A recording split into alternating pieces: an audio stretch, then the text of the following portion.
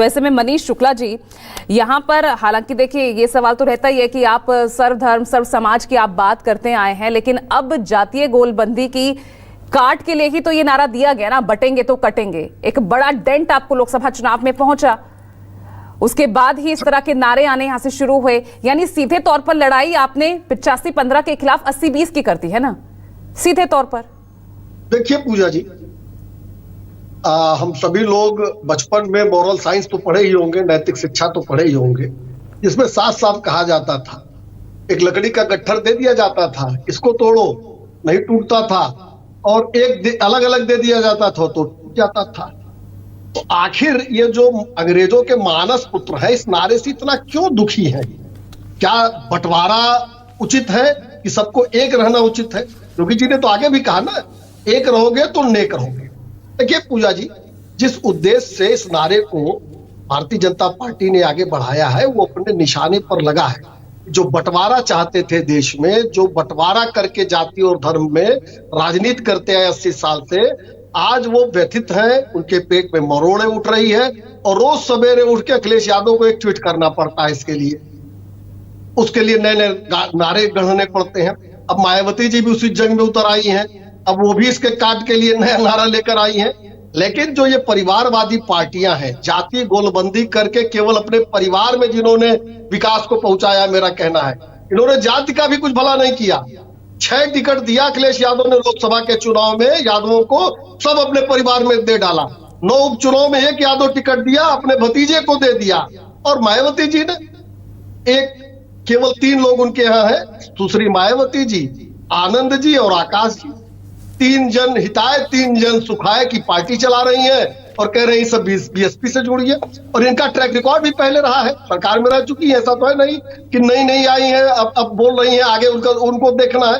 तो सबका track record बताता है कि ये लोग बंटवारा करके, धार्मिक और जाति वैमनस्यता फैलाकर अपने राजनीतिक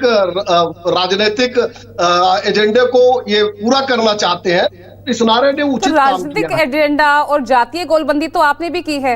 मैं पिछले में नहीं जा रही लोकसभा चुनाव पे, मैं हालिया 9 सीटों पर ही देख लेती हूँ ना। आपने 2 ब्राह्मण, 1 क्षत्रिय, 1 दलित, 4 पिछड़े, इन पर दाव लगाया है।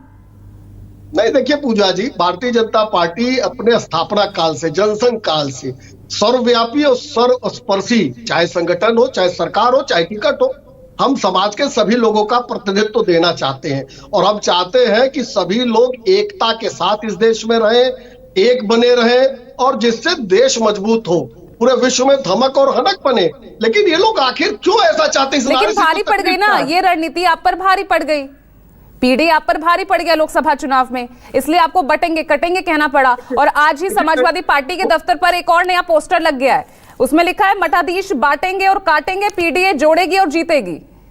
ये तो उत्तर प्रदेश और देश की जनता जानती है कि जाति और धर्म के आधार पर बांटने वाले लोग कौन हैं।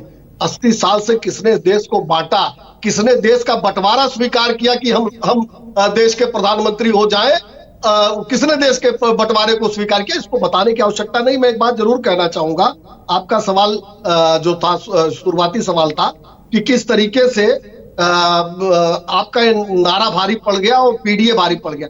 देखिए, देश हित में भारतीय जनता पार्टी जब निर्णय लेती है तो हम चुनाव की गणित में नहीं उलझे हुए होते हैं। अगर ये नारा ठीक है, इससे हमको व्यक्तिगत हमारी पार्टी को नुकसान भी हो, तो भी इस नारे को लेकर बढ़ेंगे। प्रभु राम के मंदिर को लेकर जब आंदोलन चला रहे थे तो तमाम समय में हमको हार का सामना करना पड़ा, तमाम समय में हमको हार का सामना करना पड़ा। लोग हमारे ऊपर कटाक्ष करते थे, लेकिन हम उसके लिए हम लोग लड़ते रहे, भिड़ते रहे। लेकिन फिर भी उस अयोध्या का साथ नहीं मिला ना आपको? उस अयोध्या का आपको साथ नहीं मिला, हार गया फैजाबाद। धारा 370 को लेकर जनसंघ चला, तमाम बार हमको हार मिली।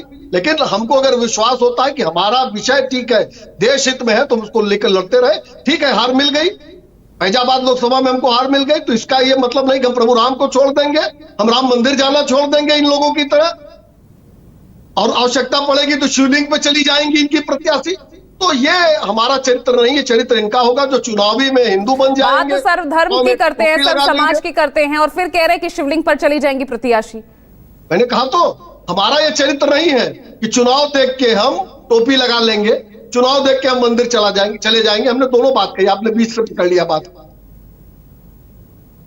फखरुल हसन चांद जी,